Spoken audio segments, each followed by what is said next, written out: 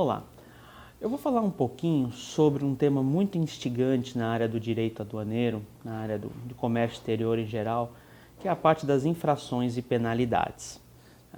As infrações no âmbito aduaneiro, elas são muito amplas. O conceito de infração, se nós pegarmos o regulamento aduaneiro, nós vamos ver que infração é toda ação ou omissão, voluntária ou involuntária, ou seja, aí está o caráter amplo desta ação ou omissão, porque quando nós falamos em ação, nós falamos em ação dolosa ou numa ação culposa, e a omissão, que é o deixar de fazer, de forma voluntária ou involuntária, que importe a inobservância. Como essa palavra é uma palavra extensa, mas ela tem um sentido também extenso. Por quê? A não observância significa o quê? Qualquer falta de respeito à norma aduaneira. Que importe, então, inobservância de norma aduaneira, qualquer tipo de norma relacionada à área aduaneira, por parte de quem? Pessoa física e pessoa jurídica. Essas pessoas físicas e pessoas jurídicas são os chamados intervenientes em comércio exterior. E quem comete uma infração vai responder a uma penalidade.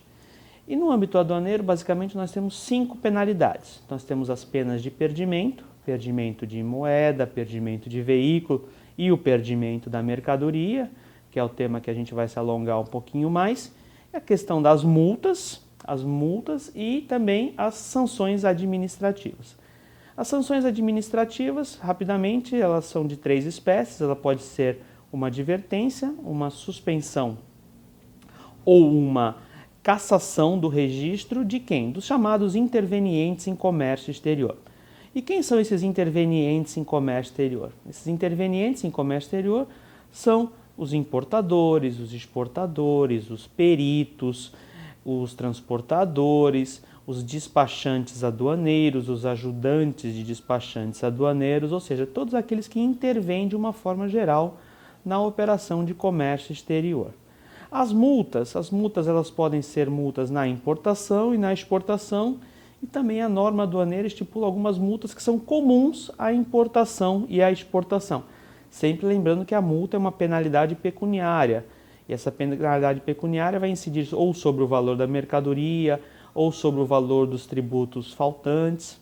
E por fim nós temos as penas de perdimento. A primeira pena de perdimento que a gente pode falar é a pena de perdimento da moeda, ou seja, aquele viajante ele não pode entrar ou sair do Brasil com mais de 10 mil reais ou moeda equivalente em espécie. Todo aquele que tentar entrar ou sair com esse montante, ele pode ser parado pela Receita Federal, ele pode ser indagado sobre a origem do dinheiro e uma parte desse dinheiro, o excesso, ele vai ser apreendido e a pessoa vai ter que dar explicação sobre basicamente a origem, a licitude deste dinheiro. Nós temos a pena de perdimento do veículo, entende-se veículo que esteja transportando uma mercadoria, é aplicada basicamente quando o veículo é utilizado para um fim ilícito, no transporte da carga. E por fim nós temos a pena de perdimento da mercadoria, que é o grande frisson na área, né? Pena de perdimento de mercadoria é aplicada quando a mercadoria basicamente ela ingressa de forma irregular no Brasil, ou com a utilização de um documento falso, ou documento adulterado, ou com um valor abaixo do que é realmente o que foi pago pelo importador. Outro caso comum de pena de perdimento é o caso de abandono da mercadoria, né?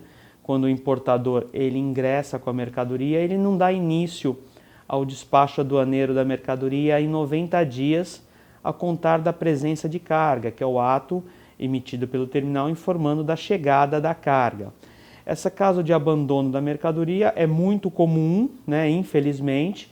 Depois do abandono desses 90 dias, a Receita Federal, aqui no caso em Santos, a alfândega, ela pode decretar o perdimento. E esse perdimento da mercadoria, no caso de abandono, ele traz um incômodo muito grande para vários intervenientes em comércio exterior. Ele traz um incômodo para o transportador. Por que o transportador? Porque o transportador ele é o dono do container. E o container ele fica vinculado àquela mercadoria. Só após a decretação da pena de perdimento pela Receita é que o transportador pode pedir a desova do container, ou seja, que a mercadoria seja retirada do container. Também causa um incômodo muito grande para o depositário, para o terminal, vamos dizer assim, porque aquela carga fica parada dentro do seu terminal, ocupando espaço.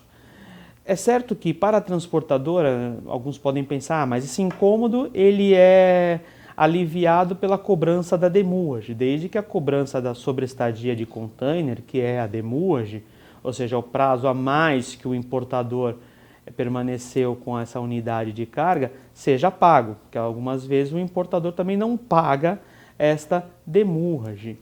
E outra situação comum também a decretação da pena de perdimento da mercadoria é quando a mercadoria é trazida, mercadoria ilegal, por exemplo, caso de pirataria ou chamada contrafação, que também é comum, né, a aplicação da pena de perdimento nesses casos. E o regulamento aduaneiro e as normas aduaneiras em geral falam de diversos casos de perdimento da mercadoria. Mas o que causa incômodo também, né, usando essa palavra novamente, que causa uma apreensão para quem tem a pena de perdimento decretada, é uma consequência desse que é o processo administrativo de aplicação da pena de perdimento.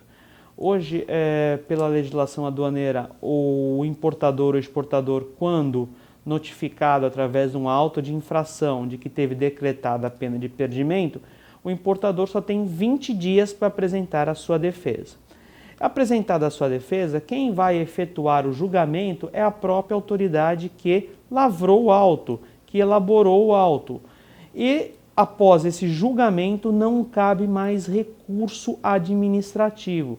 Isso fere princípios constitucionais básicos, isso vem sendo motivo de muita discórdia, muita discussão entre os atuantes na área, mas hoje é o que a legislação manda. E aí o dono da mercadoria ele vai ter que recorrer à justiça para tentar primeiramente suspender os efeitos dessa pena de perdimento, que com certeza é a destinação da mercadoria, para tentar evitar a perda definitiva deste bem. Quando eu falei em destinação da mercadoria, é quando a mercadoria ela pode ir para leilão, ela pode ir para incorporação ao patrimônio da Receita ou a destruição definitiva. No caso de perdimento da mercadoria, a mercadoria, como muitas vezes ela pode ingressar na economia nacional, ela é levada a leilão. Em alguns casos, como a mercadoria é proibida, ela não pode ingressar, ela é destruída. Lembrando que a destruição também é paga pelo importador. São muitos os casos de perdimento da mercadoria. A Receita tem diversos processos administrativos.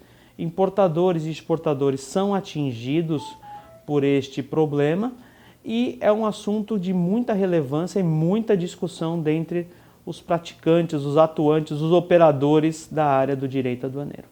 Obrigado.